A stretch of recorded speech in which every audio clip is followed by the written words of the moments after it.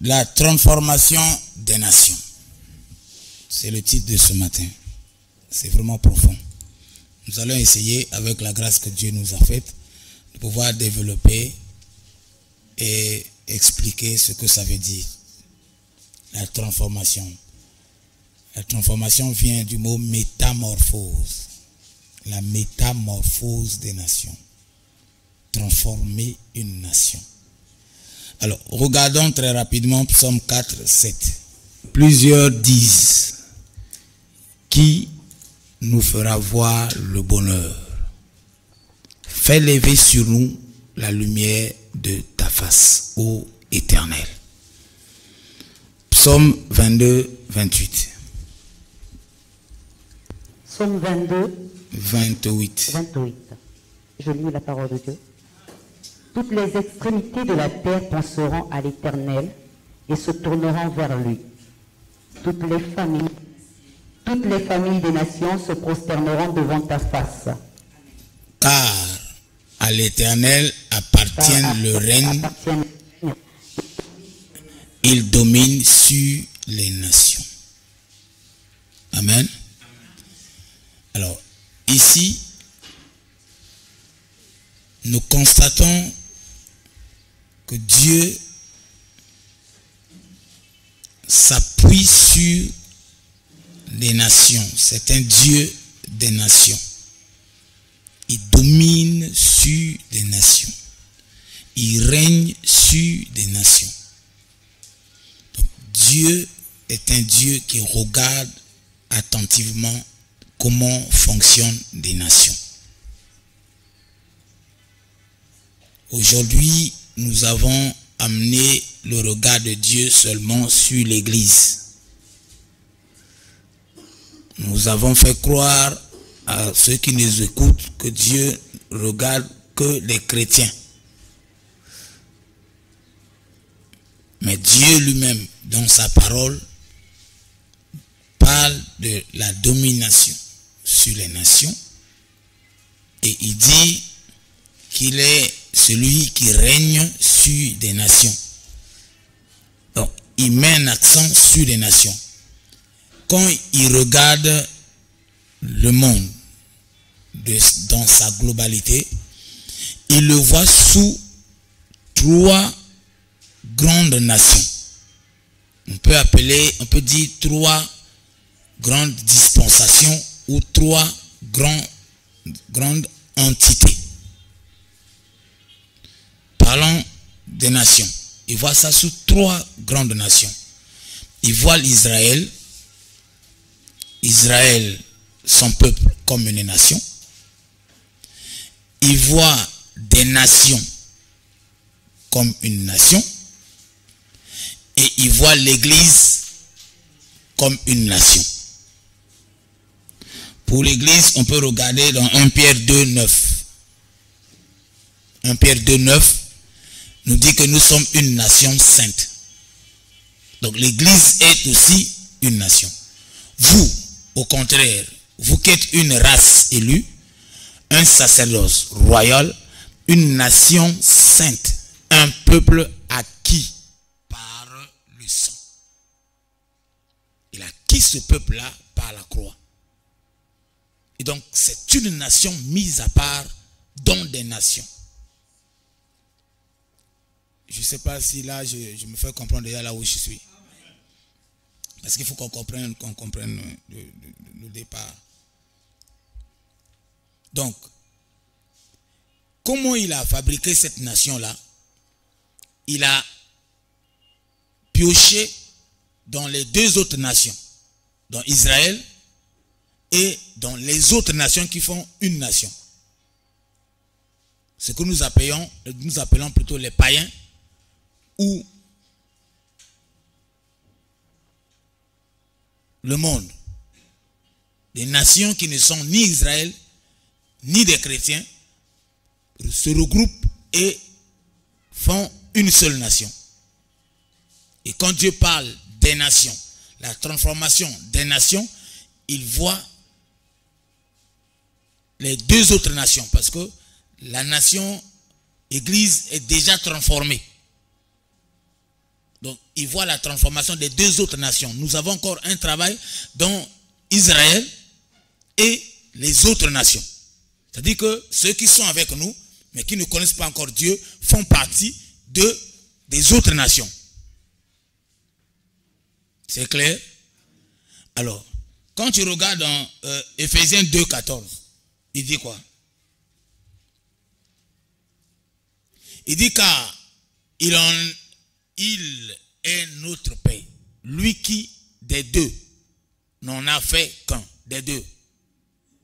D'Israël et des nations, il en a fait qu'un seul. Voilà pourquoi il y a des Tchadiens ici, il y a des Centrafricains, il y a des Congolais RDC, il y a, si on peut avoir aussi des Israéliens, tous ceux qui sont nés de nouveau forment une seule nation. Amen, amen. Donc, si on comprend ça au départ, nous comprendrons également ce qui suit. Parce que là, il s'agit de transformer une nation. Qu'est-ce que ça veut dire? Est-ce que c'est possible de transformer une nation? Quand tu prends Galates 3 aussi, 27, il dit quoi? Il dit, vous tous qui avez été baptisés en Christ, vous avez revêtu Christ. Suivant. Il n'y a plus ni juif, ni grec. Il n'y a plus ni esclave, ni libre. Pas de centrafricain, pas de congolais. Pas de tchadien. Pas de riches, pas de pauvres. Pas d'esclaves, pas de libres. Mais il n'y a plus ni homme, ni femme en Christ. Il parle là de la nature que nous avons maintenant. La nature de Christ. Le Saint-Esprit qui est en nous n'est ni féminin, ni masculin. Et donc, car tous, vous êtes un en Christ. Amen, amen. C'est ce que nous sommes, l'Église. Une nation puissante, forte. C'est une nation qui devrait bouger le monde, les autres nations. Nous avons la mission dans les autres nations que nous oublions. Nous sommes dans nos églises, dans nos cadres. Tellement que c'est bien fait, on ne veut pas sortir. Tellement qu'on nous paye la maison, on nous donne les voitures, on ne veut pas sortir, on se fuit de ce cadre-là que Dieu nous a donné. C'est le succès, mais ce n'est pas la gloire. La gloire, c'est le royaume. Il dit, cherchez premièrement, Matthieu 3. Matthieu 6, c'est ça? 6, 33. Cherchez. Tout le reste, Dieu appelle les bénédictions le reste. Les choses. Il appelle, c'est toi qui appelles sa voiture, je suis béni, lui appelle sa chose. C'est des choses. Toutes ces choses-là vous seront données. Tous. C'est quand tu as d'abord cherché. Quand tu as d'abord cherché. Chercher, ça veut dire quoi? Ça veut dire accorder premièrement l'intérêt du royaume. C'est-à-dire tout ce que tu fais sur le royaume. L'avancement du royaume. L'avancement du royaume, c'est ce que nous sommes ici là. En train d'apprendre comment faire avancer le royaume. C'est pas là, on a laissé nos voitures dehors. On a laissé nos maisons dehors. Nous sommes ici pour apprendre comment faire avancer le royaume. Le royaume, pour faire avancer le royaume, ce n'est pas les voitures et les maisons, ce n'est pas les églises. Tu peux avoir une belle église que tu veux. Mais si tu ne cherches pas le royaume, tu vas aller à l'enfer. Tu n'as pas accompli la mission. Vaut mieux être celui que le repêché sur le lit de l'hôpital, tu vas rentrer, que d'accepter la mission de Dieu et d'échouer, tu ne rentreras pas. Même le jugement là qu'on dit là, c'est pas n'importe qui va avoir, qui va être, je ne connais pas les termes juridiques là, qui va être acquitté devant Dieu. Hein. Parce que c'est pas, Dieu n'est pas un juge. Hein. C'est sa justice qui te juge. On t'a dit que Dieu va s'asseoir comme ça avec en train de juger les gens. Amen. C'est sa justice qui te juge, toi-même. Que Dieu te bénisse d'avance déjà. L'enfer, voilà pourquoi la Bible dit que il préfère qu'il ait moins d'enseignants que... C'est pas ça? C'est pour éviter que beaucoup partent en enfer parce que la mission, les gens s'arrêtent en cours de route à cause du succès. Tout ça. Bon, ça aussi, on regardera ça demain. C'est-à-dire qu'il y a des points où... demain aussi, ce serait intéressant pour que nous comprenions. Il y a des choses qui nous arrêtent en chemin. Tu vois le jeune homme, le jeune prophète, plein de succès, Dieu le remplace, mais quand il arrive là-bas, il impacte. Après avoir impacté, il oublie maintenant les recommandations de Dieu. Nous, c'est comme ça. Quand on a impacté, alors on a oublié que c'est Dieu qui nous a emmenés là. Et on se fait manger par des lions bêtement. Je ne sais pas si on... Donc demain, on reviendra sur ce point-là. Par exemple, c'est une fuite de demain déjà. Par exemple, les zones de confort. Lorsque quelqu'un est dans un confort, s'il vous plaît, même la Bible dit, beaucoup de chrétiens on les a pris au moment de fête. Quand nous sommes déjà dans la fête, pendant la fête, on oublie beaucoup de choses. Amen. Mais c'est en ce moment-là que nous qui avons le Saint-Esprit, nous devons être avertis de ce qui nous attend. Mais pourquoi le Saint-Esprit ne nous parle pas alors qu'il est en nous? C'est que on ne le suit plus. Quand on commence dans les faiblesses, on est accroché à des vies de prière. Mais quand on est maintenant bien là, gâteau, shawarma, hamburger, comme il y a hamburger, il y a voiture.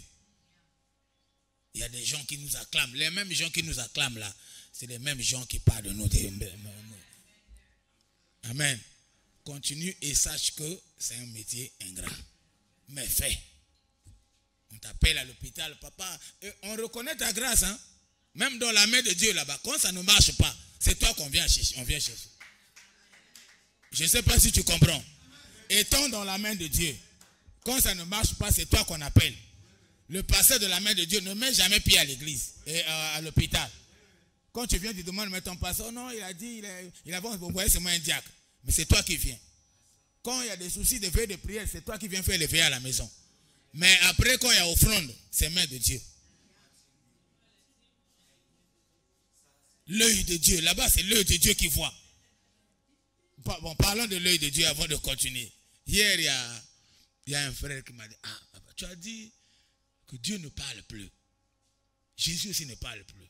Mais les révélations que les prophètes ont là, ils ont ça où?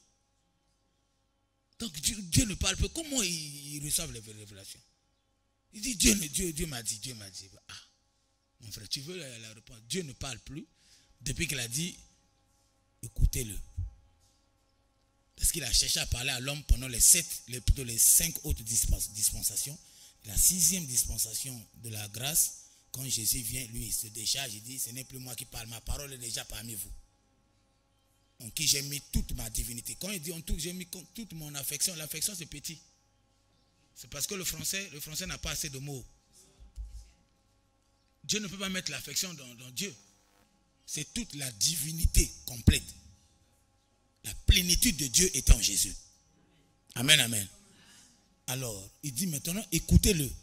Dieu a arrêté. Il n'y a plus de voix qui sort en haut. C'est fini. Jésus aussi a parlé. À la croix, il dit tout est accompli. Il a tout arrêté. Lui aussi ne parle plus. Mais il vous dit, je m'en vais, je vous envoie qui? L'enseignant. L'enseignant va enseigner sans parler. Hein? Alors, maintenant l'enseignant, celui qui envoie l'enseignant dit ceci, que l'enseignant là ne dira pas ce que lui-même il pense. Tout ce qu'il va dire, c'est ce que moi j'ai dit. Donc l'enseignant c'est juste une cassette. Tu veux entendre Dieu, tu mets la cassette. Tu veux écouter Dieu, tu mets clé USB. Le Saint-Esprit c'est la clé USB de Dieu. Dieu ne parle plus. Tout est déjà là. Tu cherches Dieu où? Même ce que les prophètes disent, Dieu m'a dit. Ce qu'on te dit, ce que tu dis là, Dieu m'a dit, j'ai vu un serpent. Déjà les gens ont déjà vu les serpents avant. Donc rien n'est nouveau maintenant. Tout est déjà là. Tu as vu, ce que tu as vu, ce n'est pas nouveau. Les autres, les Paul ont déjà vu ça, les gens ont déjà vu tout ça. L'Éternel m'a dit de te dire, ce qu'il te dit de te dire là, c'est déjà dit à quelqu'un d'autre, par exemple au Tchad là-bas, ou bien à Kinshasa, c'est déjà dit. Un prophète, c'est celui qui développe des thèmes comme ça. Transformation des nations. C'est ça, donc voir, emmener les gens dans le futur, dans l'inconnu. Comment réussir dans l'inconnu, dans le vide. C'est ça un prophète. Nous sommes dans la honte à cause de nous-mêmes. Amen. Nous sommes aujourd'hui dans la honte. Un policier qui nous manque du respect à cause de nous-mêmes. Nous serons des gens aujourd'hui, comme au Nigeria, un pasteur, bishop à l'aéroport, on ne blague pas avec lui. Un bishop. Nous sommes là dans l'hôtel de Nigeria, va demander là-bas. Tu vois comment ils nous respectent en bas là-bas. Parce qu'ils savent, ils connaissent la valeur d'un bishop, d'un pasteur. Les anglophones. Chez nous ici, le pasteur, c'est celui qu'on largue. Ta carte là, on jette ça, allez, passe là-bas. Ah, le pasteur, c'est VIP.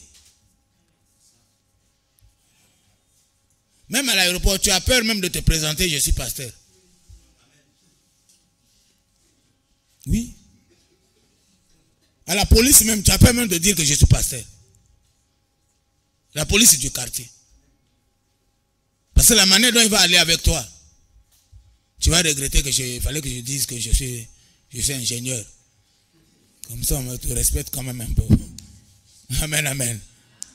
Non. Que Dieu te bénisse en avance. Alors, donc, dans une nation, parce que nous sommes en train de parler de la transformation des nations. Et j'ai t'ai dit que quand Dieu regarde le monde, il le voit sur 3 grandes nations.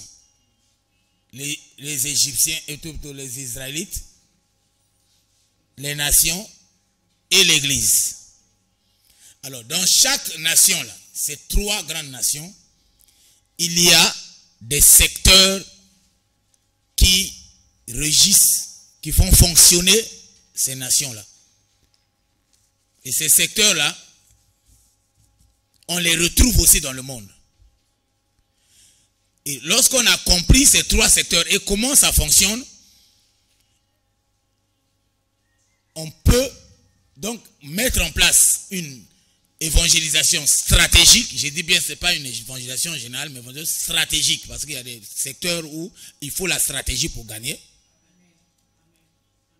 Des secteurs publics, on fait des croisades comme on a fait là-bas. Mais des secteurs, par exemple, je peux prendre l'éducation. Il faut une stratégie pour emmener l'évangile dans l'éducation. Chez nous ici, il n'y en a pas. Tu vas prendre un enfant, tu le mets à l'école jusqu'à ce qu'il finisse à Marengo en médecine. Donc 7 ans après. Parce que les autres là, c'est 5 ans, 6 ans. Machin. Il finit vraiment le dernier niveau de l'université chez nous ici. Là. Il a fini. Il ne connaît pas Jésus. Vrai ou faux? Il ne connaît pas Jésus. Mais chez les autres, depuis le bas là, jusqu'à on connaît Allah. On connaît comment mourir en mode djihadiste. Alors, donc je disais, il y a la famille, des secteurs, il y en a 7 secteurs. Ces secteurs, on peut aussi appeler, il y a la famille, il y a l'éducation, il y a l'économie, il y a la religion, il y a la communication, qui est les médias, il y a le gouvernement, ou bien la politique, il y a les arts et divertissements. Et chaque secteur représente un peuple. Dans chaque secteur, on trouve un peuple. Dans l'éducation, on trouve un peuple. Dans l'économie, on trouve un peuple. Dans la famille, on trouve un peuple. Dans le gouvernement, on trouve un peuple. Dans les arts et divertissements, on trouve un peuple. Dans le sport et la musique. Tous ces peuples-là doivent être touchés pour qu'une nation soit transformée. Il faut que ces 7 secteurs soient touchés par l'évangile. Je ne sais pas si je parle à quelqu'un.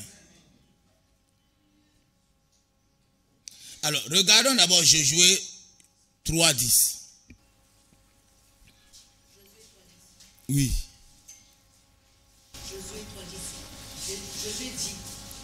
Ainsi vous reconnaîtrez que le Dieu vivant est au milieu de vous. Il chassera devant vous les Cananéens. Il chassera devant vous les comptez. Les Cananéens. 1, Les Étiens. 2, Les Éviens. 3, Les Pérévisiens. 4, Les Girgasiens. 5, Les Amoréens. 6, Et les Jébusiens. 7. Les 3 secteurs sont là. On dit que ça sera chassé devant vous. Ça, ce sont des représentations. C'est-à-dire que l'image qu'on donne à chaque secteur. C'est-à-dire que l'esprit qui régit chaque secteur. Ce n'est pas des chrétiens ici. Amen, amen. On ne voit pas un esprit de Dieu ici. Donc chaque secteur a un esprit qui l'accompagne. Et ce sont ces esprits-là qui gouvernaient les secteurs que Satan a présenté dans Luc 4 à Jésus. Il dit, si toi tu me procèdes, je te donnerai des royaumes. Il lui montre ces royaumes. Et ces royaumes-là, c'est des 7 secteurs qui régissent le monde que Satan a capturé jusqu'à aujourd'hui. Dans l'économie, les chrétiens n'impactent pas. Même nos musiciens, là, chrétiens, là, qui ont commencé là, ils ont oublié que c'est d'abord les adorateurs. Ils ont laissé l'adoration. D'abord, pour eux, adorer Dieu, c'est chanter. Donc, le féticheur qui chante là, lui, il adore qui? Donne-moi amen. Oui. Lui aussi, il chante. Tout le monde ici, là, surtout pendant la saison, tout le monde chante dans les douches. C'est des adorateurs. Dans la douche, là, à cause de Yamalili, Motabaninzembo. C'est un adorateur. Ou bien il chante seulement. Donc aujourd'hui nous avons les chants seulement à l'église. Les chants. On peut prendre aussi un féticheur, venir chanter à l'église. Il va chanter, on va aller aussi. On peut faire le culte sous à partir. On a plus des adorateurs. Or dans ce secteur-là, il devrait être adorateur là-bas et ça devait dominer les Kofi Olomide. Je parle à quelqu'un. Dans l'économie, on n'impacte pas. Dans le gouvernement, quand quelqu'un est là-bas, il est franc-maçon. Quand un pasteur est là-bas, nous-mêmes là. Si on n'insère pas là-bas, si on rentre pas, si les chrétiens ne rentrent pas là-bas, on va nous chiffonner comme ça par des policiers. La transformation des nations, vous voulez quoi? L'église c'est une nation déjà transformée. Arrêtons de rester assis à l'église. Poussons nos enfants, poussons ceux qui sont encore à l'école d'aller, de rentrer, d'avancer, d'être des grands médecins. À l'hôpital, là, il y a 80% des médecins sorciers. Celui-là, quand ça devient compliqué, il chasse tout le monde. Il laisse les médecins, les appareils. Il déclare. Pour ne pas qu'on le mène un mauvais témoignage là-bas, mais il ferme. C'est un médecin, ce n'est pas un infirmier. C'est un médecin, il a son bureau. Il se met à genoux, il dit, Père, le cas que j'ai laissé là, moi, je suis arrivé à ta main. Il y a des médecins qui sortent triomphateurs là-bas, dans les hôpitaux. Ceux qui ont compris Jésus. Mais ils ne sont pas nombreux, il faut que nous soyons beaucoup là-bas. Dans la famille, on n'impacte pas. Il n'y a que des familles de chrétiennes qui ont des problèmes de séparation, des incompréhensions. C'est là-bas où il y a des bagarres et ainsi de suite. Parce qu'on néglige ce secteur-là. Amen, amen. Alors, tous ces 7 secteurs, Satan gouverne là-bas. C'est pour ça qu'il avait dit à Jésus, si tu me prosternes, je te donne ça. Mes royaumes, et lui, la salle a des royaumes. Aujourd'hui, on voit Satan régner. Hein? Le plus grand milliardaire. Tu vas le trouver à l'église. L'économie. Alors que quand tu entends chrétien parler, l'or et l'argent nous appartient. L'or et l'argent appartient à Satan. Donne-moi amen. Si l'or et l'argent t'appartiennent, manifeste ça. Prouve à Satan que nous, l'or et l'argent là, c'est pas pour toi, c'est pour notre Père. Toi, tu as volé ça chez c'est le premier. Le dernier nous a déjà restauré. Amen, amen. Voilà. Et quand on arrive là, vous savez pourquoi on devient le chrétien? Ça c'est un principe, tu ne donnes pas, tu n'auras rien. Tu ne donnes pas, tu n'auras rien. Pour que nous soyons riches, soutenons l'œuvre de Dieu. Il dit, quand j'ai découvert Matthieu 6 là, c'est la clé, mes frères, c'est la clé d'être super riche. Premièrement, le royaume là, c'est la clé d'être super riche et tranquillement sans forcer. Premièrement, l'intérêt du royaume.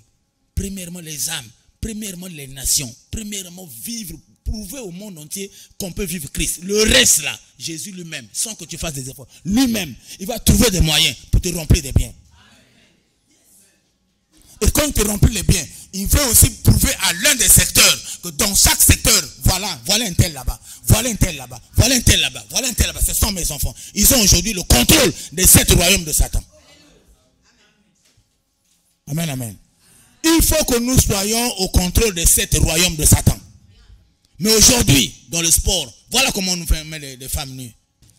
On est encore loin, on a encore l'évangile de derrière la maison. On est en train de chercher les miracles. Faire tomber quelqu'un. Le charisme, il y a des endroits où tu en mets le charisme, on te regarde comme ça, tu deviens comme un rigolo. Hein? Tu fais tomber quelqu'un comme ça, on sort aussi un idingue qui fait tomber quelqu'un. Maintenant, toi, dis, la différence est où? Hein? Tu as fait tomber quelqu'un, non? Hein? Idingue aussi a fait tomber quelqu'un. Le catcheur. Il a fait tomber quelqu'un. Ça, c'est le charisme. Ces différents secteurs-là sont des différentes sphères qui régulent la mentalité. La mentalité de ceux qui habitent. Celui qui est dans le sport a une mentalité réduite à ce qu'il fait. Hein? Il est beaucoup concentré sur ce que lui fait, son sport. Celui qui est dans l'économie, il est concentré sur les études qu'il a faites pour bien gérer les économies d'une nation. Celui qui est dans l'éducation, il est concentré à apprendre ces choses et même l'enseignant est concentré à transmettre, ainsi de suite. Donc, chacun a une mentalité dans son secteur. Donc, il va falloir transformer une nation, il faut transformer ces différentes mentalités-là. Je ne sais pas si vous comprenez. Ajouter des éléments importants dans leur façon de réfléchir, dans leur système de pensée. Aucune nation n'est plus grande que la mentalité de son peuple. Aucune. C'est la mentalité d'un peuple qui détermine la grandeur d'une nation. La puissance d'une nation, la force d'une nation. Les islamistes, eux, ils ont une nation développée en fonction de leur religion. Et certains même vont apprendre à décoller simplement, mais pas l'atterrissage. L'aéronautique. Il va apprendre comment décoller avec un avion, pas l'atterrissage, parce qu'il sait qu'il va atterrir sur une maison aux États-Unis. L'atterrissage, c'est sur un immeuble aux États-Unis. C'est là où il va finir sa vie. Donc, il est mentalement réglé comme ça. Alors, notre travail, c'est dérégler cette mentalité-là. C'est-à-dire que changer son système de pensée. C'est ça notre mission. Matthieu 28, 16. Matthieu 28, 16. Oui. Amen. Les 11 disciples allèrent en Galilée, sur la montagne que Jésus leur avait désignée. Quand ils le virent, ils se prosternèrent devant lui. Mais quelques-uns eurent des doutes. Jésus, s'étant approché, leur parla ainsi. Tout pouvoir m'a été donné dans le ciel et sur la terre. Allez, faites de toutes les nations des disciples, les baptisant au nom du Père, du Fils et du Saint-Esprit. Et enseignez-leur à observer tout ce que je vous ai prescrit. Et voici, je suis avec vous tous les jours jusqu'à la fin du monde. Amen. Comprenez-moi bien ici. Et les 11. Donc là, Judas n'est plus là.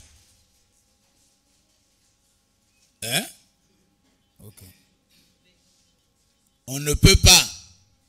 Il avait envoyé, lorsqu'il était lui-même vivant, envoyé un sorcier en mission, mais qui réussissait aussi parce qu'il avait le contrôle. Mais là, il sait qu'il est en train de partir. Il ne sera pas là, c'est le Saint-Esprit qui vient. Le Saint-Esprit ne peut pas habiter dans un sorcier. Mais Jésus peut rester avec un sorcier. Mais pas le Saint-Esprit, parce que le Saint-Esprit ne reste pas, mais il habite. Je ne sais pas si je me fais comprendre. Donc, il est instruit les 11. Le 12e là, il avait déjà hébergé Satan. Parce qu'on dit, la Bible dit, Satan entra en Judas. Donc, le Saint-Esprit ne pouvait plus entrer. Donc, il fallait que les 11 s'occupent de la mission qu'on est en train de dire là. Il dit, les 11 disciples allèrent en Galilée sur la montagne que Jésus leur avait désignée. Quand ils le virent, ils se prosternèrent devant lui. Mais quelques-uns eurent des doutes. Est-ce que c'est vraiment lui? Lorsque chacun de nous reçoit une mission, il y a quelquefois dans son parcours des doutes. Quand tout est compliqué. À un moment donné. Quand tout devient parfois noir, on se doute. Est-ce que réellement Dieu m'a appelé? Si tu ne rencontres pas les doutes dans ton ministère, il y a un problème.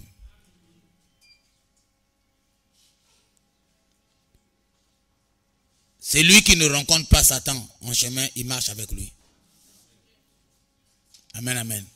Tu dois rencontrer des difficultés, des problèmes, surtout pour celui qui se prosterne devant Dieu. Il est important. Qui remarque un certain nombre de choses, qui parfois le décourage. Mais c'est ça, la mission qui nous est donnée. Il dit, Jésus s'étant approché, leur parla ainsi. Tout pouvoir m'a été donné dans le ciel et sur la terre. Allez. Allez. Faites de toutes les nations. Ici on parle des nations, le Dieu des nations. On ne parle pas des églises, on parle des nations, de toutes les nations. Desquelles? Des deux grandes nations. Et dans ces nations-là, il y a des secteurs qu'il faut faire disciples. Faire des nations disciples, pas des personnes. Je ne parle pas des individus disciples, je parle des nations disciples. Aujourd'hui, l'Église interprète mal ce verset. Il y a même un débat autour de ce baptême-là. Le baptême au nom du Père, les baptisés, les enseignants, les baptisés au nom du Père, du Fils, du Saint-Esprit. Ce n'est pas le baptême de l'Église. C'est le baptême des nations. Un individu, on ne peut pas le baptiser au nom du Père, du Fils et du Saint-Esprit. Ce n'est pas possible. Ce baptême-ci est un baptême des nations, pas le baptême d'église. On n'a jamais dit allez gagner les âmes et les baptiser au nom du Père, du Fils et du Saint-Esprit. Jamais. Jamais dans la Bible. Et les catholiques nous ont emmené ça sous forme de baptême chrétien pour dire que c'est au nom du Père, du Fils et du Saint-Esprit. Aucun n'a baptisé au nom du Père. Paul n'a baptisé pas au nom du Père. Pierre non plus, ainsi de suite. Quand l'église commence, c'est quand le Saint-Esprit vient. Oui ou non? Mais ça là, c'est avant que le Saint-Esprit vienne. Il dit, je vous envoie dans les nations. Allez, faites de toutes les nations mes disciples. Faites-les des disciples, des nations disciples. Mais il faut les enseigner. Il faut les enseigner. Et il ne s'arrête pas sur l'enseignement, mais il va jusqu'au baptême. Il faut baptiser. Baptiser, ça veut dire que inclure dans l'homme l'idéologie. C'est un sermon. Amen, amen. Baptiser quelqu'un. c'est le faire accepter ton idéologie. Alors, il dit, faites de Israël et les autres nations l'église. C'est ce que ça veut dire. Allez, faites de toutes les nations des disciples, les baptisant au nom du Père, du Fils et du Saint-Esprit. Et enseignez-leur à observer tout ce que je vous ai prescrit. Et voici, je suis. Mais notre problème, nous allons nous attarder d'abord sur fête des nations et le baptême. Alors, l'Église est une nation sainte que Dieu a pris des éléments dans les autres nations et a formé l'Église. Et c'est l'Église qu'on est en train de demander d'aller faire les autres nations là des disciples. La mission est donnée à l'Église de repartir vers les autres nations et d'en faire des nations disciples. Jésus voulait dire que faites en sorte que la qualité de vie que vous avez soit transmise dans les autres nations. Vous êtes une nation sainte. Vous avez une qualité de vie sainte. Vous avez des modes opératoires. Vous avez votre système de pensée. Transmettez ça aux autres nations pour qu'ils deviennent aussi des nations disciples. Les baptisants au nom du Père, du Fils et du Saint-Esprit, c'est leur transmettre votre idéologie, votre façon de faire, votre mode opératoire, votre qualité de vie, la manière de vivre dans une famille. Le chrétien a une très bonne manière de vivre dans une famille. Transmet ça. La manière de gérer l'argent. Or, nous aujourd'hui, on se trompe. L'argent, c'est une charge. L'argent, c'est une charge. Tu as déjà vu un braqueur braquer une maison inachevée? Non. Le braqueur suit là où il y a l'argent. Non, celui qui a l'argent a une charge qui attire des problèmes. Alors, les chrétiens savent que leur Dieu a dit, venez à moi, vous tous qui êtes chargés et... Donc, mes finances doivent être gérées par qui?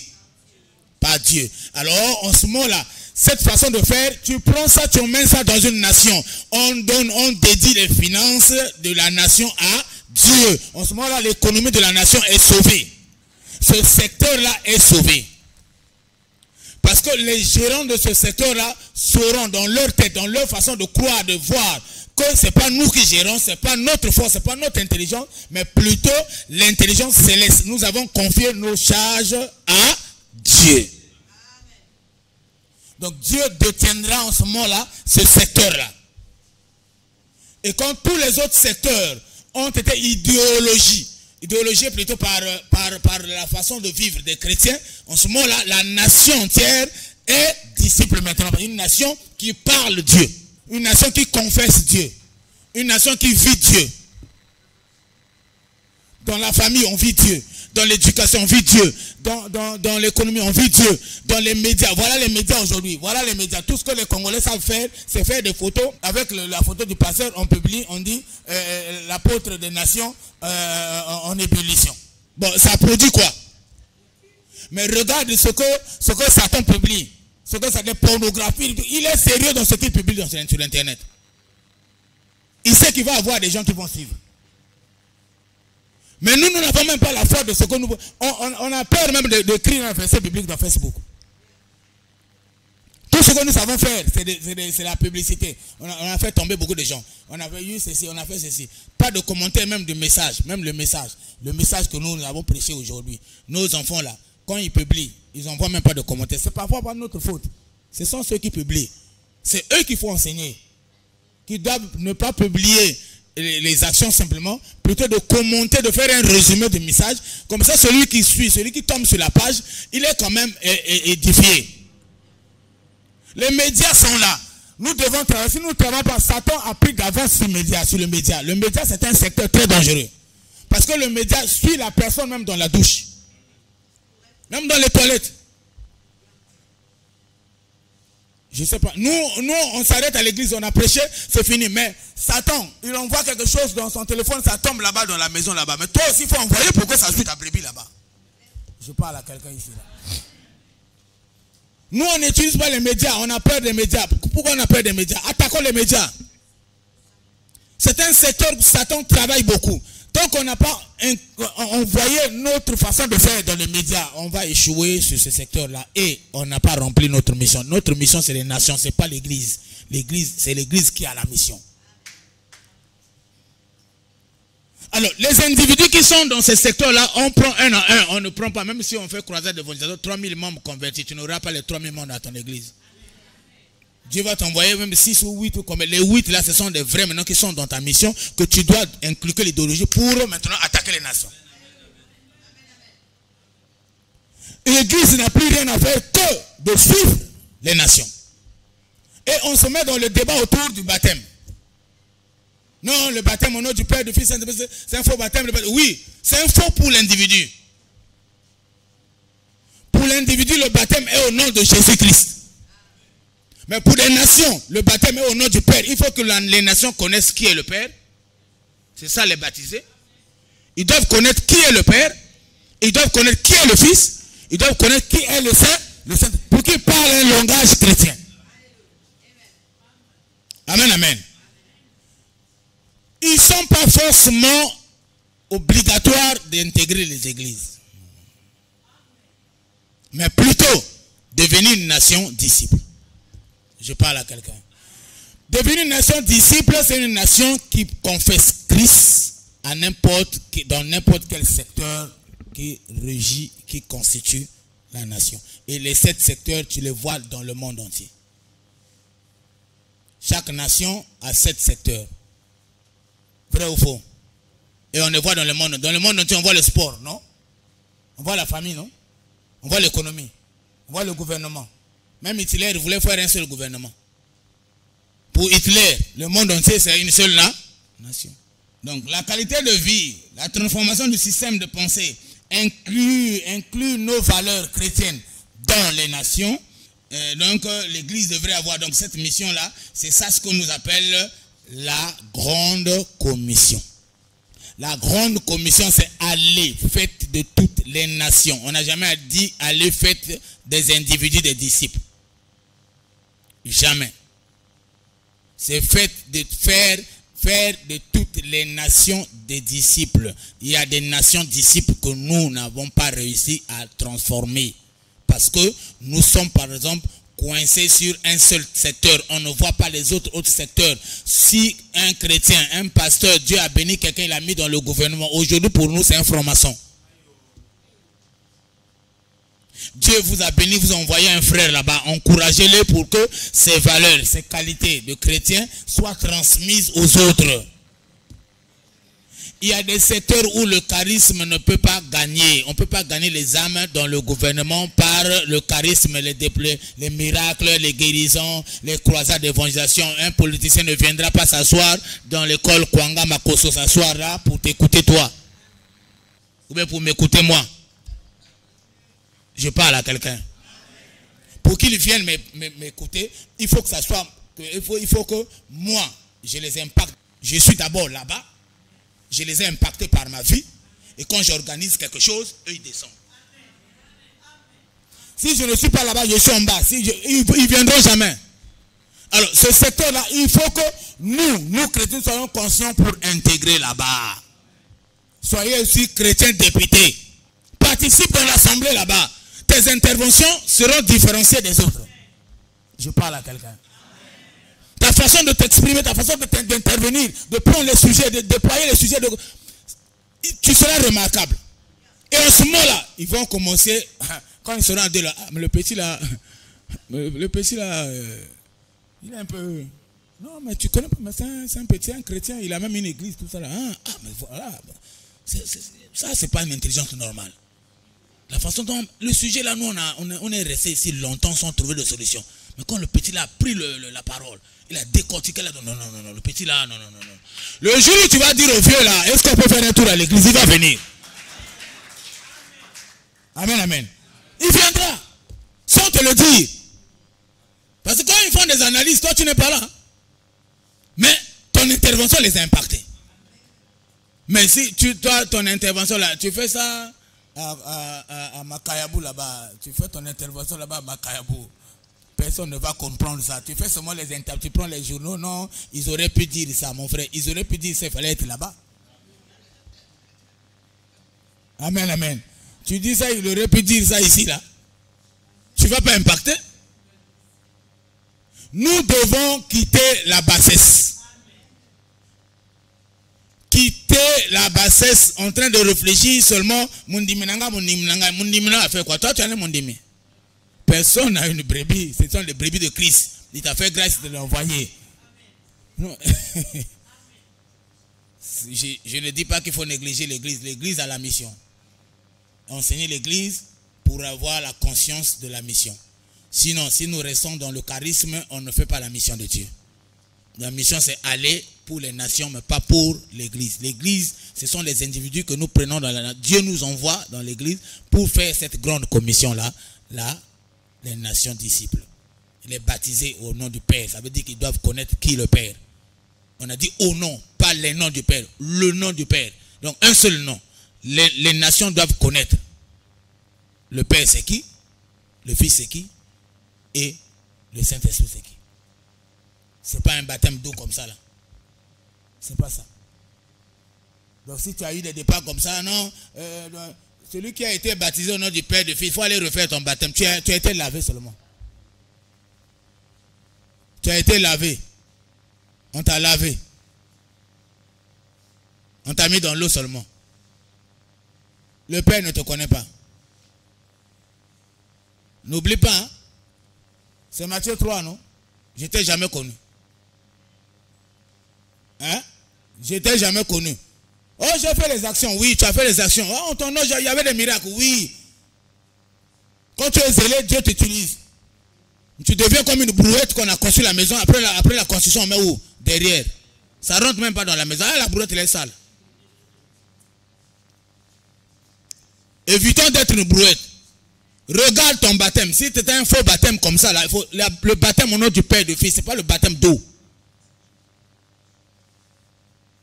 C'est faire connaître les nations le Père, c'est qui? L'idéologie, les valeurs. Ah, je reviens encore là. Amen. Alors, donc, en théologie ou en missiologie, c'est ce qu'on appelle la grande commission. Pour ceux qui ont été à l'école de théologie, on appelle ça la grande commission. La grande commission, c'est donc la plus grande ordonnance que Christ a laissée à l'église. La plus grande ordonnance que nous devons prendre avec beaucoup de sérieux. La grande commission, c'est donc de faire des nations disciples, pas des individus. Ça, on se trompe. On est dans les individus, alors que les individus sont déjà disciples lorsqu'ils sont en Christ. Il suffit qu'il accepte Christ comme Seigneur et Sauveur, il devient disciple de Dieu. Maintenant, enseigne-lui à comprendre la grande commission. L'individu doit t'accompagner dans la grande commission. C'est à l'individu qu'on a donné la mission de la grande commission, à tous les chrétiens. Aujourd'hui, on a des chrétiens que pour nous, ce sont des chrétiens, ils ont fait 10 ans dans ton église, pour toi, tu les prends toujours comme des bébés spirituels. Tu leur fais peur et tu gardes l'authenticité de Christ à toi seul. C'est toi qui es capable de chasser un démon. C'est toi qui es capable de délivrer. C'est toi qui es capable d'avoir une vision. Pas les chrétiens. Alors qu'ils sont chrétiens comme toi. Le même Saint-Esprit qui est en toi, c'est le même qui est en eux. La même puissance en toi, c'est la même puissance là-bas. Toi, tu as une mission seule. Simple plutôt, une mission simple de pouvoir les accompagner. Tu n'es pas dominateur dans l'église. On n'est pas des dominateurs. On est là pour accompagner les autres dans la grande commission. Mais aujourd'hui, c'est nous qui dominons. On veut dominer sur les autres parce que nous sommes pasteurs. Nous sommes apôtres, nous sommes évangélistes, on veut dominer. C'est faux. Si tu as telle et telle conception, arrête parce que ça c'est la conception diabolique de l'église. Ça détruit l'église. Je parle à quelqu'un. Nous voulons impacter même les gouvernements. Adoptons les valeurs chrétiennes. Nous avons des valeurs dans ce livre. Nous avons des valeurs. Et si on n'arrive pas à comprendre ce livre-là, c'est facile aussi de suivre les autres et d'appliquer ce que les autres disent. C'est aussi un autre moyen pour Dieu de pouvoir te remplir. Dieu suit seulement les autres et tu appliques, tu deviendras aussi fort. Ce qui au livre, il suffit de suivre seulement les autres, de prendre les enseignements des autres, quelques versets. Tu commences à ajuster, le Saint-Esprit te développe et tu avances. C'est une clé. Ce n'est pas donné à n'importe qui de décortiquer ça. Ce n'est pas donné à tout le monde. Voilà pourquoi il y a ceux qui parlent, il y a ceux qui écoutent. Et ceux qui écoutent aussi ne resteront pas là. Eux aussi vont parler demain. Ils vont parler demain par rapport à ce qu'ils ont appris. Je ne t'enseigne pas à être ministre. Ministre, tu es déjà ministre. Mais le Saint-Esprit par moi te complète des éléments pour pouvoir faire mieux ton travail. Et toi aussi, tu feras autant pour les autres au fur et à mesure.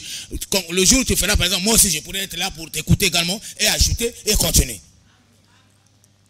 Amen, amen. C'est ça, on se complète. Si on a reçu la grâce d'organiser des conférences, de ceci, c'est pas qu'on domine sur les autres, qu'on est chef des autres, non. On doit reconnaître d'abord qu'on est tous fils de Dieu et que c'est par grâce. C'est par grâce.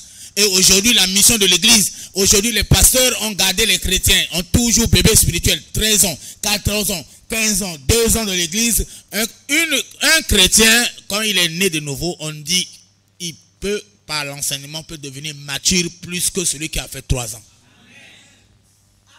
Ça dépend de ce qu'il entend et ce qu'il écoute.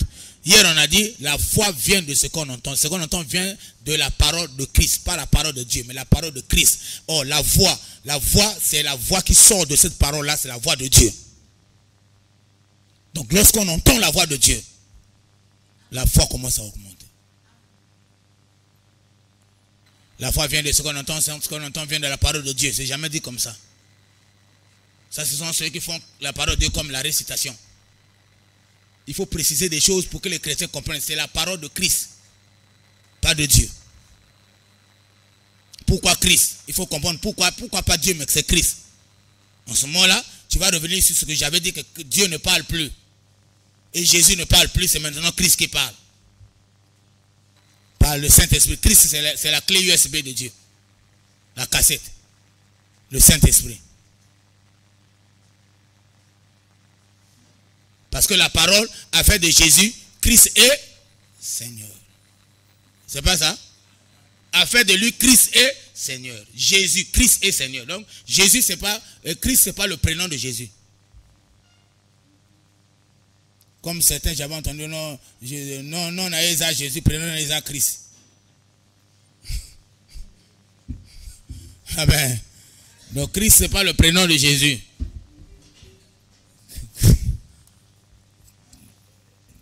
Christ, c'est une qualité de vie.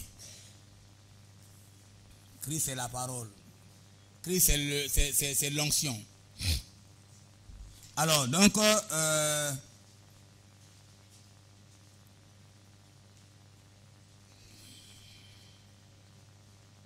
donc, les chrétiens, les individus que nous gagnons, nous devons les emmener à l'église, les former, les inclure, les valeurs chrétiennes pour qu'ils fassent la grande mission. Pour que quelqu'un rentre dans la grande commission, il faut qu'il soit lui-même enseigné, formé. Voilà pourquoi il les avait dit, suivez-moi, suivez-moi, suivez-moi. Et même le jeune homme riche, quand il a dit, Seigneur, moi je veux te suivre, il a dit, c'est difficile. Pour me suivre, il faut d'abord abandonner ce que tu as là. On ne peut pas suivre Jésus avec une autre vie supplémentaire, un autre vie parallèle, c'est pas possible. Il faut la formation, il faut te dépouiller. Et quand tu te dépouilles, tu meurs. Pour rentrer dans la gloire. Ce sont ceux qui sont dans la gloire qui peuvent affronter le monde. Le monde, c'est Satan. Tu n'es pas dans la gloire de Dieu. C'est-à-dire qu'on a couvert dans onction, fais attention, Satan risque de t'écraser. Il y a beaucoup d'églises qu'il a écrasées qui sont restées seulement les églises de forme. Vrai ou faux? Voilà. Donc nous devons faire extrêmement attention. Sauver une nation, c'est sauver donc un environnement.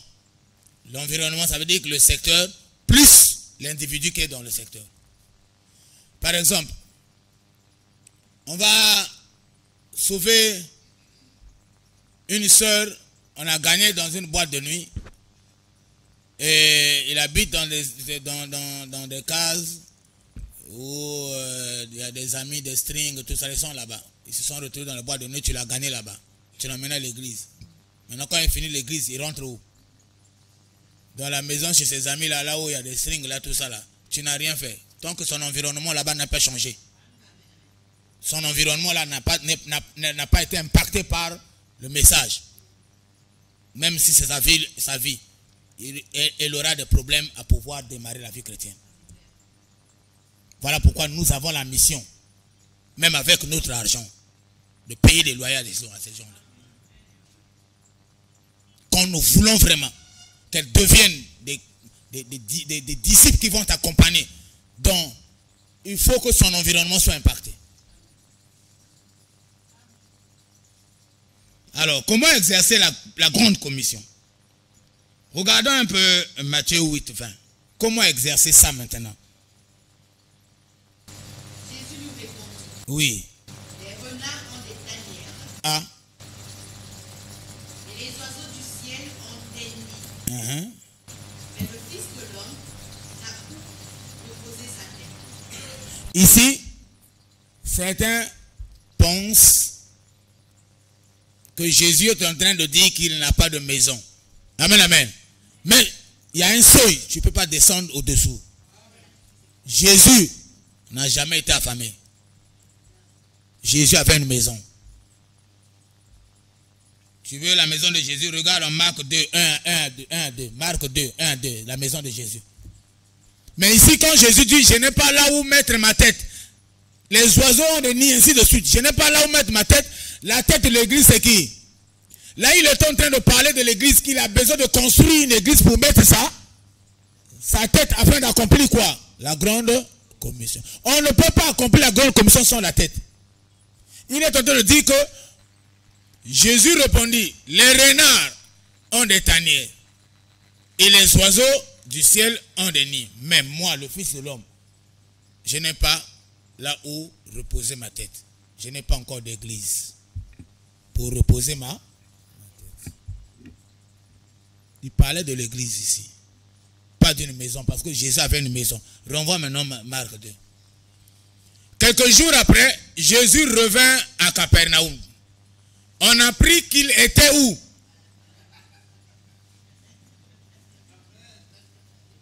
Enlève ça. Jésus n'a rien manqué. Jésus n'a rien manqué. Il avait du boulot. Jésus travaillait. Il travaillait où? Avec son père. Donc, pas avec son père. C'était un atelier. Il était embauché aussi. Charpentier avec son père. Avec monsieur Joseph là-bas. Charpentier. Jésus bossait. Toi qui ne veux pas bosser. Plein temps. Vous allez souffrir dans plein temps. Plein temps. Il y a des plein temps. Mais si toi tu n'es pas plein temps, tu vas souffrir. Quand tu vois que tu es en train de souffrir, tu n'es pas plein temps. Celui qui est plein temps, Dieu s'occupe de son plein temps. Un plein temps qui souffre, va chercher Koro pousse. Frère, ça fait rien.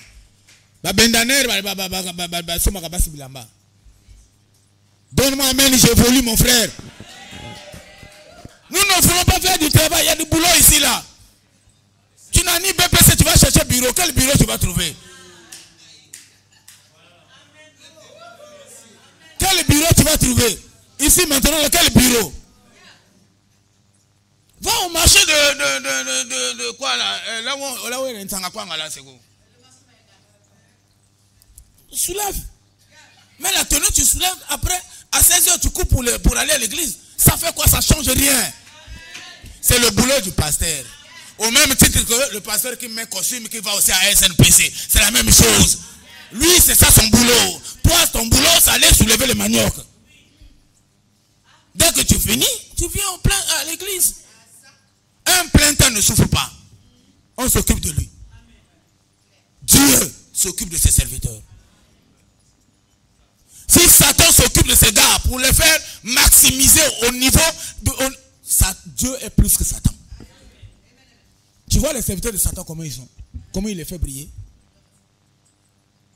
Celui qui se donne à 100% à Satan, Satan le fait briller.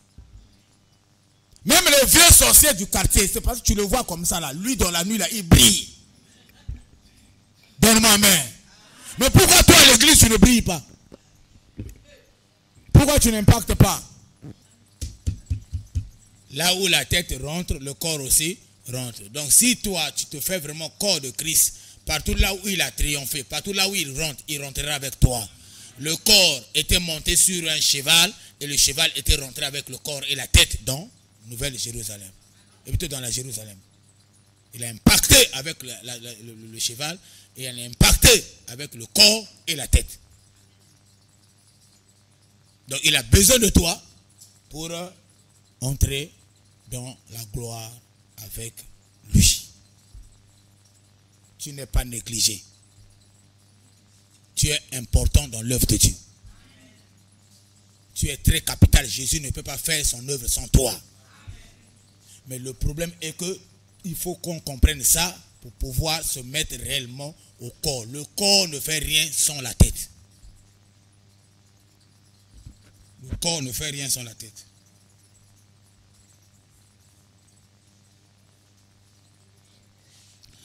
Alors, pourquoi il voulait former le corps? C'est pour implémenter sa vision dans le corps, sa philosophie dans le corps, sa stratégie dans le corps, son système de pensée dans le corps et son idéologie dans le corps. Parce que c'est le corps qui devrait aller faire, de vivre cette même vie dans les nations afin que les nations soient converties par la façon de vivre des autres. Christ pensait à l'église, mais sa finalité, c'est le royaume. L'église n'est pas plus que le royaume. L'église a la mission de remplir le royaume. L'église s'arrêtera, mais le royaume a commencé bien avant que l'église et ça ne s'arrêtera jamais. Le royaume, c'est là où est son trône. Il existe dans l'infini. Il est le commencement et la fin pour nous. Mais lui-même, il n'a ni commencement ni fin. Pour nous, la façon dont on le voit comme le commencement, parce que nous avons un commencement. C'est vrai, non? Hein? Nous avons un commencement et nous aurons une fin. Mais lui n'a pas de commencement. Donc, pour nous, lui, il est l'alpha et l'oméga. Pour lui, il a ni commencement ni fin. Son royaume est étalé sur l'infini. Mais l'église va prendre fin à l'enlèvement. Et après l'enlèvement, l'église sera maintenant transformée et appelée par l'épouse. Ça ne sera plus l'église. Au paradis là-bas, il n'y a pas d'église. C'est l'épouse qui sera là-bas. Ça, tu peux donc regarder un peu dans Apocalypse, à partir de l'Apocalypse 4. Tu vas voir ça. Ce n'est plus l'église, c'est maintenant l'épouse.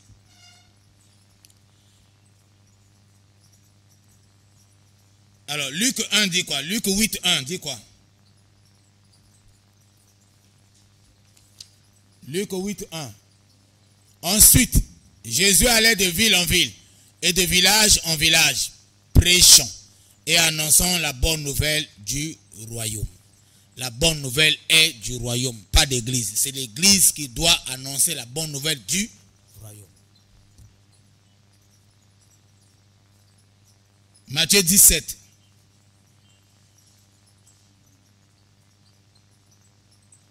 Allez, prêchez et dites, le royaume des cieux est proche. Ensuite, Luc 17, 21. Je vais expliquer quelque chose ici. On ne dira point, il est ici ou il est là. Car voici, le royaume de Dieu est au milieu de vous. Continue. Luc 16, 16.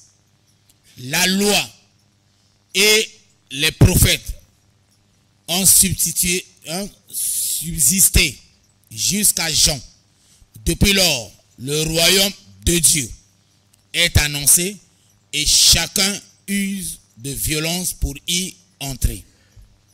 Ici, il y a deux expressions, royaume des cieux et royaume de Dieu. Souvent, on a une confusion là-dessus.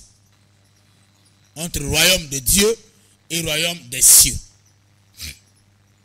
Le royaume de Dieu, c'est son trône au paradis.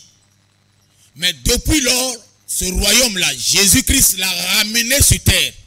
Et sur terre, comme le firmament pour nous, Dieu a dit, le firmament pour vous, c'est le ciel. Hein? Dans Genèse. Il a dit, nous appelons le firmament ciel. Comme nous sommes en bas, quand nous regardons en haut, on voit quoi? Le ciel. Donc ce royaume-là est donc parmi nous. Le royaume des cieux là est donc parmi nous. Et ici, c'est le royaume des cieux. Là-bas, c'est le royaume de Dieu. Mais Dieu a amené ça ici. Jésus a amené ça ici. Il est venu vivre, il a dit, le royaume de Dieu est parmi vous ici. Ça s'appelle le royaume des cieux. Donc c'est la même chose. En haut, royaume de Dieu. Ici, royaume des cieux. C'est la même chose. Il n'y a pas de discussion. C'est le même royaume qu'il a ramené. Il était roi. Il a emmené son trône ici. Il a dit, le royaume est déjà parmi vous. C'est ça, non? Renvoyez, c'est pas ça. Luc 17 là. C'est ça qui dit, le royaume est parmi vous. Donc ça, je voulais juste éclaircir. Ça y est là, est au milieu de vous. Le royaume de Dieu qui est en haut là-bas. Le royaume de Dieu qui est en haut est au milieu de vous. Ça s'appelle le royaume des cieux. Donc si quelqu'un te parle de royaume des cieux, royaume de Dieu, c'est la même chose. Sauf que le royaume de Dieu, c'est là-bas. Lorsqu'il était là-bas. Quand il est venu, il a ramené ça. C'est clair ici? C'est ça la conférence, c'est ça. On corrige un peu certaines choses qui emmènent des débats dans les églises, n'importe comment. Nous, on n'est pas là à traîner sur des petits débats, on est là pour la grande commission. Mais il y a des petites choses parfois qui font traîner. On traîne là pour des débats parce qu'on ne comprend pas ce que ça veut dire. Matthieu parle de royaume de Dieu, Luc parle de royaume des cieux. Est-ce que ça veut dire quoi? Des débats comme ça. Tu vas sur Internet, tu vas voir beaucoup d'encre couler à cause des débats comme ça. Femme ne met pas pantalon, femme fait ceci, femme de prêtre. Donc, c'est des débats qui, alors qu'il y a des solutions dans la Bible qu'on peut comprendre rapidement et puis avancer. Amen, amen. Alors, pour exercer la grande commission, nous devons donc comprendre un certain nombre de choses. Comme Ephésiens 2, 20 à 22. Amen. Donc l'église aujourd'hui après la Pentecôte, parce que nous traînons dans la Pentecôte. Nous traînons beaucoup plus dans la Pentecôte. La Pentecôte c'est quoi? C'est le charisme, c'est l'onction. On traîne sur ce que le Saint-Esprit nous apporte. Mais on n'avance pas sur la mission. On traîne sur le charisme, sur les démonstrations, les guérisons. Oui, ce sont des choses qui doivent nous accompagner, mais dans la grande commission. On ne doit pas traîner là. Après la Pentecôte, on doit passer à l'Apocalypse, à l'apostolique. On doit enseigner. Vous avez été édifiés sur le fondement des apôtres et des prophètes. On doit passer à l'apostolique. Les enseignements des prophètes. Les prophètes doivent enseigner, pas voir les caressions des femmes. Un prophète qui n'enseigne pas, il est ce moment-là, j'ai vu, tu as vu quoi? Au village là-bas, tu as fini de voir. Donne-moi amen. Non, on ne le comprend pas, on dirait qu'il a un problème avec les prophètes. Toi, tu as un don de prophétie et puis tu veux t'aventurer prophète. Tout celui qui a don aujourd'hui a une église. Ce sont des pagailleurs maintenant. C'est celui que je te dis là. Donne-moi amen. Il a 15 versets bibliques, il a tout péché, c'est fini. Quand il était sous le mentorship, quand toi tu étais sous le mentorship, là, tu avais 30 versets bibliques. Tu as ouvert l'église, tu as tout fini. Tu as fini de prêcher tous les 31 versets bibliques. Maintenant, tu n'as plus d'enseignement. C'est maintenant des prophéties que tu es en train de bricoler. On a des temps prophétiques. Quel est le temps prophétique? On dit ici que les prophètes doivent faire quoi? Parce que Jésus-Christ lui-même étant la pierre quoi? Maintenant toi tu es plus pierre que lui. J'ai vu, tu as vu quoi? Toute une église, toute une grande communauté. Et vous faites poser ça sur les prophéties et la prière. Vous êtes en train de mentir les gens. Aucune prière ne fait réussir. Depuis qu'on est en train de nous enseigner ici, on a parlé de prière ici. On a dit que la grande commission a besoin de prière. C'est écrit ici. On a vu ici là que Jésus pria pour la grande commission. Il forme la tête et il envoie les idéologies. L'idéologie, c'est par l'enseignement. Et on a dit ici que les prophètes doivent enseigner. C'est pas les prophètes ici là, c'est celui qui a le don. C'est pas celui qui a le don, celui qui a le don ministère d'encadrer. C'est pas celui qui a le don de donner les prophéties, tout ça là. Et ça là, c'est pour aider un peu des gens dans l'église. C'est pas pour ouvrir une église. Donne-moi amen. On passe à la prière. Vous faites fatiguer les femmes des gens ici 40 jours, 40 nuits. 100 jours. Des bourreurs. Vous voulez que je dise quoi? Non, ceux qui me suivent à la télé, des menteurs. Sur internet, vous êtes des menteurs, il faut arrêter. Toi, tu as eu reçu la mission où? Dans la mission, on a dit qu'il faut prier. Celui qui prie, c'est un bébé spirituel. Bébé spirituel, il prie pour demander. Et quand il monte un peu, il est là maintenant, il prie pour chercher. Mais un mature, il a déjà trouvé la porte. Qu'est-ce qu'il fait? Il frappe. Quand on frappe, on prie plus n'importe comment. On est en train de communier avec Christ. On s'échange. Je viens pour la nation ou bien je viens pour les brebis des gens. Moi, j'ai besoin que la nation congolaise, les 7 secteurs-là, comprennent qui est le Père, qui est le Fils, qui est le Saint-Esprit. Que ces 7 secteurs soient impactés. Ce n'est pas par la prière, on ne s'impacte pas par la prière. La prière, c'est pour arroser la semence. Tu n'as pas semé, après tu vas arroser quoi? Si tu prends l'eau là, tu vas dans les jardins, là même, au jardin à Benganayo. Les mamans qui font les maraîchères, ils vont dire, mon frère, tu arroses quoi? Quand nous on semait là, tu avais semé ici. Même l'herbe de Dieu là, ça ne pousse pas parce que tu as arrosé. Dieu lui-même, il arrose ça. Mais toi, pour ton jardin à toi, pour tes affaires à toi, il faut d'abord s'aimer. Donne-moi amen. Tu n'as rien semé, tu vas venir arroser. Prière. Tu vas te fatiguer. Oh non, on avait fait comme ça, ça a marché. Tu vas me dire, celui qui a réussi dans la Bible par la prière. Dans la Bible ici, là, il y a quelqu'un qui a réussi par la prière. Jésus lui-même, il a fait la prière. La prière la plus importante dans la Bible. Qui a entendu les paroles? Qui a entendu les paroles de prière de Jésus? Qui a dit ça? Qui est le prophète qui a révélé les prières de Jésus? C'est écrit ici. Hein? Non, on est entre nous, frères. Qui a eu prophétie de prière de Jésus? Quand Jésus priait 40 jours, 40 nuits. On a écrit ça où? Qui peut prier plus que Jésus? Qui peut connaître les mots de prière, ce qu'il faut demander au Père? Ce qui peut sonder le cœur plus que Jésus venait de recevoir le Saint-Esprit qui est descendu. Tu avais vu le pigeon là est parti? Le pigeon qui était descendu ici là, c'était remonté. Le pigeon a disparu dans Dieu. Le pigeon là, c'est le Saint-Esprit. On a dit que c'est lui qui sonde le cœur le Saint-Esprit sonde le cœur de Dieu. Et le Saint-Esprit est en Jésus. Jésus est en train de prier. Dès que Jésus finit, qui est là? Qui est là debout? 40 jours, 40 nuits. Vous voulez monter l'église pour dire qu'on réussit par la prière. Quelle prière? Diminuez les prières, envoyez l'enseignement. Prenez 40 jours d'enseignement que de prendre 40 jours de prière. Satan ne fuit pas la prière. Satan a peur des moments de prière. Quand tu finis, il est là. Ah, c'est pas de la prière. Il est contre la prière. Je suis moi-même intercesseur. Blague t'es. Blague. Non, ça, mes enfants, ils connaissent, vous connaissez.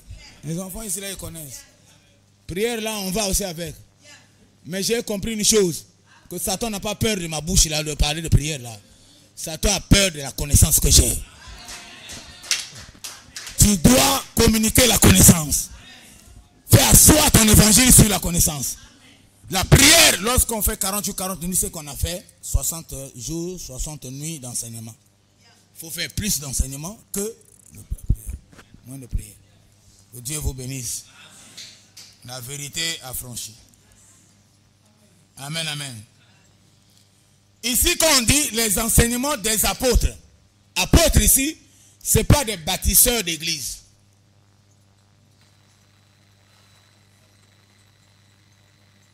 Vous avez été édifiés sur le fondement des apôtres et des prophètes. Ce n'est pas des bâtisseurs d'église. Parce que les bâtisseurs d'église, les gens pensent qu'un apôtre, c'est seulement celui qui bâtit les églises. Matthieu n'a jamais bâti d'église. L'apôtre ici, c'est le mot grec apostolos. Apostolos veut dire missionnaire dominateur. Les Romains avaient des apôtres, des apostolos. Ce sont les apostolos romains qui étaient déployés dans le monde. Voilà pourquoi on ne dit pas la Bible, on dit tout chemin mène où? Parce que ces apôtres, quand ils partaient, ils traçaient des chemins. Et ils dominaient. Voilà pourquoi ils avaient dominé Israël. En dominant Israël, ils ont tracé des chemins vers Rome. Voilà pourquoi Paul, lorsqu'il était attrapé, il était emmené, parti là-bas. Amen, amen. Parce qu'il y avait des chemins. Les apôtres, c'est des ambassadeurs. Voilà pourquoi la Bible dit, nous sommes ambassadeurs de Christ. Les ambassadeurs du royaume. Nous sommes les ambassadeurs du royaume. Donc eux aussi, ils étaient les ambassadeurs. Les apôtres, les apostolos étaient ambassadeurs. Le mot là, voilà pourquoi quand Christ vient, lui reprend le même mot parce que c'est un mot intéressant pour lui. Parce que lui aussi, il lui faut des chrétiens dominateurs. Mais aujourd'hui, on ne trouve pas de chrétiens dominants, mais les chrétiens dominés. Tout chrétien devrait être un apôtre. Pas pour bâtir une église, mais c'est pour inculquer les valeurs de domination chrétienne. De dominer des territoires. Dès qu'il est dans le secteur de mariage, de famille, il domine la famille. C'est-à-dire que sa vie domine la famille. Il est dans le secteur de l'économie, sa vie domine l'économie. C'est-à-dire qu'il domine les 7 secteurs. Chaque chrétien devrait être un apôtre. Aujourd'hui, on n'a plus de chrétiens. L'apostolat est simplement envoyé au ministère d'encadrement d'apôtres. Et on s'arrête là. Et c'est des débats dans l'église. Je ne suis pas plus apôtre que toi si je ne fais pas mon métier d'apôtre. Le métier d'apôtre, ce n'est pas être ici, là. Mon métier d'apôtre, c'est vivre la vie d'apostolat, de dominateur dans mon secteur. Je suis ingénieur informaticien. Il faut que mes amis informaticiens soient impactés par ma vie. Il faut que ce que je fais dans l'informatique ait trait aussi à l'évangile. Je ne sais pas si vous comprenez. C'est ce que je suis. Tu ne vas pas me demander de faire un truc informatique avec des pornographies, je n'accepterai pas. Il y a un grand qu'on travaille avec lui, mais on m'a amené à faire juste la copie d'un DVD de franc-maçonnerie, parce que lui, c'est un franc-maçon. Il m'a dit, petit, tu peux me copier ça? Je dis, c'est quoi? Oh non, c'est notre église, tout ça. Il dit, non, non, vous n'avez pas d'église. Vous, c'est une religion. Oh bon, oui, est-ce que tu peux? Je dis, ça là, je ne peux pas copier. Tu es venu me tenter pour voir si réellement je vis la vie de Christ. Je refuse ça. Je ne peux pas multiplier ça, ce n'est pas possible. Si je copie, ça veut dire que je multiplie les vents, je fais les vents. Je prends ça, comme la deuxième personne n'a pas ça. Moi, si je lui multiplie ça, je permets à ce qu'une copie arrive où? À la deuxième, qu'est-ce que je fais? L'évangélisation. Comme c'est moi qui suis là, il doit savoir qu'il y a un chrétien là-bas. Et avant qu'il meure, il a commencé à dire aux gens, le petit là, ici là, dans notre société là, s'il y a quelqu'un que moi je crois qu'il est chrétien, c'est le petit là. Est-ce que toi on peut commencer à dire comme ça? Voilà. Nous devons impacter. Là par exemple, j'ai pris un exemple. Mais on devrait témoigner de nous partout.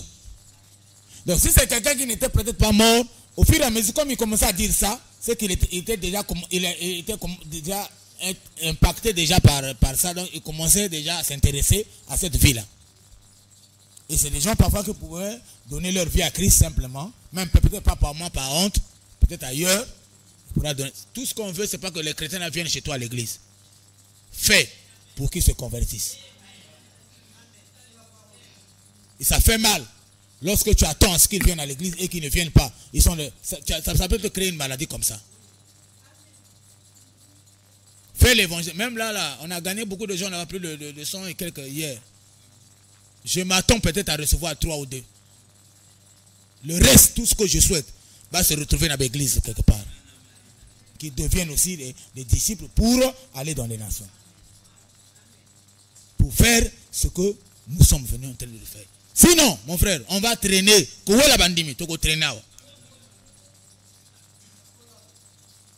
Amen, amen. On perd le temps. On perd le temps. Dieu nous attend à autre chose, à plus grand que ça. Transformer des nations, pas des individus. Pas des individus, des nations. Donc, les apostolotes étaient là pour coloniser. Voilà pourquoi la colonie romaine a colonisé Israël. C'est parce que les apôtres, les apostolos de Rome étaient là-bas. Pas les apôtres de Jésus, les apostolos, les apôtres. Le mot l'avait dit coloniser. Dominer, coloniser. Coloniser un pays, c'est inculquer les valeurs de la colonie dans un